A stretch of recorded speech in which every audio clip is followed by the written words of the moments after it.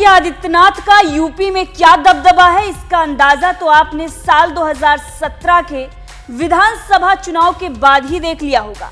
कैसे बड़े बड़े नेता किनारे लग गए और योगी आदित्यनाथ सीएम बन गए और उसके बाद से सीएम योगी आदित्यनाथ का रुतबा बढ़ता ही गया।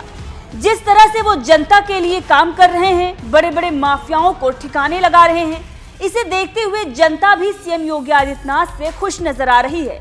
यूपी की जनता ने साल 2022 के विधानसभा चुनाव में सीएम योगी आदित्यनाथ को फिर से चुनकर यह साबित कर दिया कि सीएम योगी आदित्यनाथ ने अपने पहले कार्यकाल में बेहतरीन काम किया था और उस काम से जनता खुश भी है। वहीं भाजपा के अंदर भी सीएम योगी आदित्यनाथ का क्या रुतबा है, इसका नमूना आपको दिखाते हैं।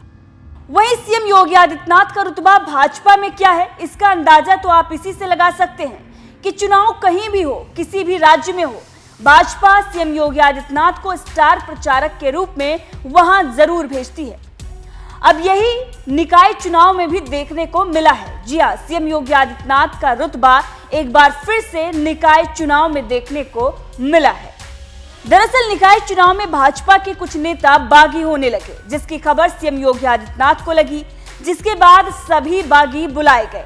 और फिर क्या था, सीएम योगी आदित्यनाथ से मिलते भर ही बागियों के सुर बदल गए और अधिकांश दावेदारों ने अपना पर्चा वापस ले लिया। गोरखपुर नगर निगम के 80 वार्ड में 74 बागियों ने अपना पर्चा वापस ले लिया है। ये हुआ है सिर्फ योगी आदित्यनाथ की एक मुलाकात से। अब आपको बताते हैं पूरी खबर के बारे में।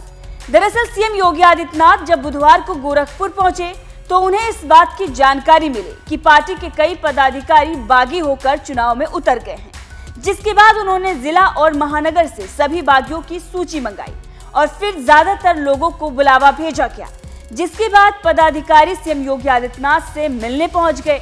एक मीडिया रिपोर्ट के मुताबिक सीएम योगी आदित्यनाथ से मिलने वाले नेताओं में प्रमुख रूप से शक्तिनगर से निवर्तमान पार्षद आलोक सिंह विशेन, महानगर में कार्यालय अशोक गुप्ता, रितेश सिंह शामिल थे। आलोक सिंह विशेन ने तो सीएम योगी आदित्यनाथ से भावुक अपील भी कर दी और अपनी बात सामने रखी, जिसके बाद सीएम योगी आदित्यनाथ ने उन्हें बेहतर समायोजन का आश्वासन दिया। वहीं सीएम योगी आदित्यनाथ ने इन पदाधिकारियों से भाजपा उम्मीदवार को जिताने के लिए भी कहा और ज्यादातर नेता इस बात से राजी भी हो गए। अब जिस तरह से सीएम योगी आदित्यनाथ से मुलाकात के बाद 80 वार्ड में से 74 बागियों ने अपना पर्चा वापस ले लिया है, इससे ये पता चलता है कि नेताओं में सीएम योगी आदित्यनाथ को लेकर कितना विश्वास और भरोसा है। इसके साथ ही आपको बता दें कि सीएम योगी आदित्यनाथ को भाजपा ने कर्नाटक चुनाव में स्टार प्रचारक बनाया है। इससे पहले भी जिन राज्यों में चुनाव होते आए हैं, सीएम योगी आदित्यनाथ को वहां चुनाव प्रचार के लिए भेजा जाता रहा है। वहीं अब सीएम योगी आदित्यनाथ कर्नाटक में भी चुनाव प्रचार के लिए जा रहे हैं।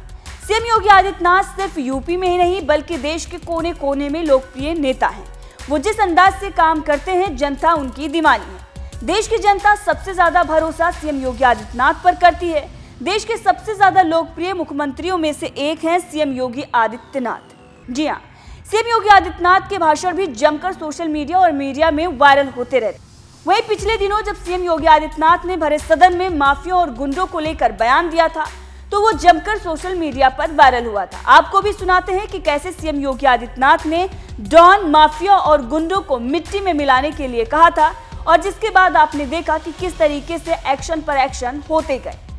पार्टी किसी भी पार्टी का रहा हो, क्या बताइए, क्या अपराधी नहीं था? किस पार्टी का था? किस पार्टी का था? आप सारे अपराधियों को पालेंगे, उनको माल्यार्पण करेंगे और उसके बाद तमाशा बनाते हैं आप लोग। एक तरफ अपराधियों को प्रश्रय देंगे, उन्हें गले का हार बनाएंगे और दूसरी तरफ फिर दोषारोपण भी करेंगे। मैं उन्हीं पे आ रहा हूं,